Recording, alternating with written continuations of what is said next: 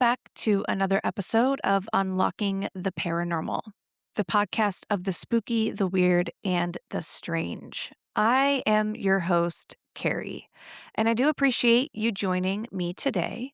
If this is your first time here, you are dropping into the middle of the spooky summer series, where summer adventures collide with the supernatural. We all know that over the summer months, families are packing their bags, they're hitting the roads, and heading out to destinations meant for rest, relaxation, and unforgettable memories. But sometimes these memories leave visitors with stories they can't quite explain. Over the past few episodes, I've explored haunted hotels, eerie cabins, unsettling vacation rentals, and mysterious encounters in the woods. And as it turns out, some of the most beautiful destinations can hide the darkest stories. Today, we are going to continue our journey with another collection of chilling travel experiences. So settle in and welcome to today's installment of the Spooky Summer series.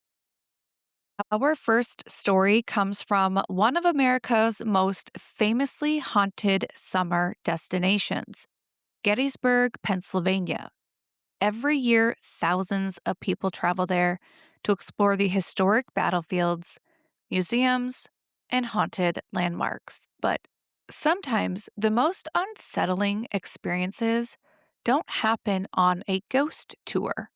They happen when you least expect them. One Reddit user shared that after arriving at their Gettysburg hotel around 10 p.m., they began unloading their suitcase from their car. Suddenly, they heard footsteps rapidly approaching from behind. Instinctively, they spun around, expecting someone to be right there. No one was. The parking lot was completely empty. Inside the hotel room, things only became stranger. Throughout the night, someone, or something, seemed to knock repeatedly, while the room's lights flickered almost nonstop. More than anything, they couldn't shake the overwhelming feeling that they were being watched. By the following morning, they had had enough. Finally, they spoke out loud to whatever might have been there. Just give me a little time to get ready and I'll be out of here. You can stop the knocking and the flickering lights. The response was immediate. The knocking stopped. The lights stopped flickering. Everything fell completely silent. Relieved, they checked out of the hotel and headed to one of Gettysburg's most well-known haunted locations, the Jenny Wade House, where they hoped to find unexplained experiences there. So, with this first story, you might expect them to experience some kind of ghostly encounters while on their ghost tour, but rather they ended up experiencing it at night when they were trying to sleep. I can see how they would be annoyed, but if they were there for a ghost tour, I don't know why they weren't a little bit more excited or at least interested that something paranormal was happening to them in their hotel room. So, with Gettysburg being a pretty well known haunted hotspot and travel destination, I would love to hear if anybody listening has ever visited and what your experiences were. You can email your story to unlockingtheparanormalpod@gmail.com, or you can call the hotline and leave a voicemail. The phone number will be in the show notes. Now, as I explained previously, summer is road trip season. Families pack the car before sunrise, truck stops stay busy late into the night, and highways become the backdrop for vacations, reunions, and long drives home. But for people who spend their lives on the road, like truck drivers, overnight travelers, and those covering hundreds of miles each week, the highway can become the setting for something far stranger. For this next story in the Spooky Summer series, I'm sharing an eerie encounter from the open road because sometimes it's not the destination, It's what you see along the way. Now, this story was actually shared just 12 days ago by user Christ is King on Reddit. Now, whether it is true or not is impossible to say, but I think that's safe to say about a lot of these Reddit posts. But according to the person who submitted it, there were 3 eyewitnesses, and the truck driver at the center of the story wasn't known for exaggerating or telling wild tales. For background information before the actual story, the story was submitted to Reddit by someone who said they used to work alongside the truck driver at a food processing plant. Although they haven't worked together in nearly 2 years, the submitter's mother still worked closely with the company's drivers, handling their paperwork, routes, and load weights. According to the post, just 2 days before it was shared online, so that's just 14 days ago, the truck driver, identified only as D for privacy, told the submitter's mother about a terrifying experience he had during a delivery run in North Carolina.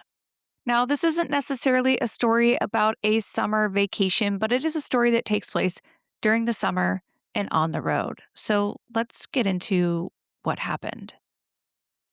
The truck driver, referred to here simply as D, had been making a delivery run through North Carolina, possibly in Pender County. After reaching his maximum driving hours and needing to use the restroom, he pulled into a quiet truck stop for what he expected would be a routine break. The restroom was completely empty. While sitting in one of the stalls, he heard the door open. The footsteps that followed sounded unusual, more like someone wearing flip-flops or sandals rather than a heavy boot. Then he heard a voice.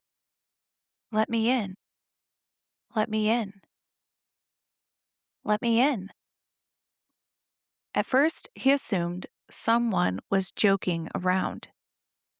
Then he saw a face slowly peer through the narrow crack in the stall door. He described the figure as being around 4 feet tall, unnaturally pale, with wet, lifeless-looking eyes, and long, crooked fingers that looked almost too thin to be real. The creature began pounding on the stall door. Moments later, it started forcing the door open. The latch snapped under the pressure, and Dee braced both feet against the door to keep whatever it was from getting inside. Suddenly, the pounding stopped. Instead, the creature slipped into the neighboring stall. From beneath, the driver watched those impossibly long fingers grip the top of the partition as the figure began climbing over. When its face appeared above the divider, Dee swung at it with all of his strength. To his horror, he claimed his fist had passed straight through it, but the creature responded with a deafening screech. He later compared the sound to the shriek of a train slamming on its brakes. Panicked, Dee pulled up his pants and bolted from the restroom. The creature chased after him. Outside, another truck driver happened to be walking toward the building. Before he could react, the creature barreled into him with incredible force, knocking the much larger man to the ground before disappearing into the darkness. Shaken, the other driver reportedly asked, "What was that thing? I used to play football, and it threw me like I weighed nothing." Neither man wanted to say. Because bushes lined the parking lot between the building and their trucks, they walked back together, believing there was safety in numbers. Once inside their rigs, they started pulling out of the truck stop. As Dee glanced into his mirror, he claimed he saw 3 of the creatures standing together near the bushes where the 2 men had just walked. He quickly grabbed his phone and snapped a picture. The 2 drivers stayed in contact over their CB radios as they drove away. But when Dee switched his radio on, he froze. Instead of static or another driver's voice, he heard the same whisper from the restroom. Let me in. Let me in. Let me in. The other driver radioed moments later and asked if he was hearing it too. He was. Concerned one of the creatures might somehow be clinging to one of the trucks, the two drivers passed each other repeatedly on the highway, checking each other's trailer and cabs. They saw nothing. Eventually, they stopped at another truck stop many miles away. There, they encountered an elderly security guard. According to both drivers, the guard looked outside and suddenly muttered, "No, those things are back again." All three men rushed toward their vehicles. The security guard's car refused to start, so the two truckers stayed long enough to help him before finally leaving. Even though D had already exceeded his legal driving hours, he refused to stop for the rest of the night. He later said that he would rather deal with the consequences of violating trucking regulations than encountering those creatures again. When he eventually made it home, he told his wife everything that had happened. She didn't believe him. He even showed her the photo that he had taken. But in the image, there was nothing there. Just an ordinary empty truck stop. To this day, Dee reportedly believes he encountered something supernatural that night. Whether it was exhaustion, fear, or something far stranger is impossible to say. But according to the three men involved, it was an experience none of them ever wanted to relive. Now, whether Dee encountered something paranormal, experienced a vivid hallucination brought on by exhaustion, or something he misinterpreted and was terrified about, it's really kind of impossible to know. Long haul trucking is very demanding work, and fatigue can certainly affect perception. But what makes this account stand out is that he was not the only person who claimed to witness something unusual. So, with that, did he hallucinate everything? Did he really hallucinate two other people that he had talked to and encountered these strange creatures?